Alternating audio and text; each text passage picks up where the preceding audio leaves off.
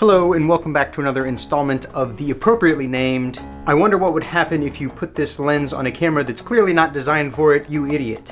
Where we put camera lenses on a full frame body just to see what happens. But why would you do this?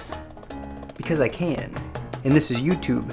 This is a lawless wasteland. Let's get into it. This is the Sony 18-105 f4G lens. Not G Master, just G. There's a difference. This isn't nearly that good. It is a super popular zoom lens designed for Sony's APS-C size camera bodies like the A6500, A5100, A6000, A6400, and it does a reasonably good job. It's not the sharpest lens out there, but it does have some features that are noteworthy, like completely internal zooming and a constant f4 aperture.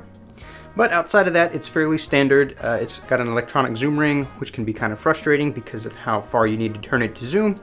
But let's go ahead and check and see how it performs on a sensor that's far bigger than it was intended for. So right away, as expected, we get some pretty heavy vignetting, but on top of the heavy vignetting is a lot of distortion around the edges. And look at these pictures here, and you'll be able to see that there's significant distortion around the edges. Here's the crop sensor view of those same images, so you can see you get a much larger field of view, but you're not really gaining tons of usable field of view. Most of it's distorted or vignetted.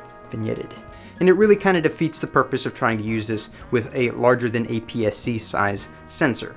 The vignetting improves slightly when stopping down, but only slightly. The distortion stays the same across the board. It has some wacky pincushion distortion, and there's not really much you can do about that. It's way too extreme and way too abrupt to really correct that without distorting the center of your image.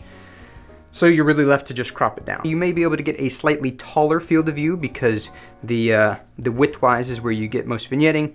Tall-wise, not so much. So you may be able to get slightly taller images for more of a square crop if you wanted to. I don't know if I can necessarily recommend trying to use this as a full-frame lens while trying to upgrade to a full-frame body.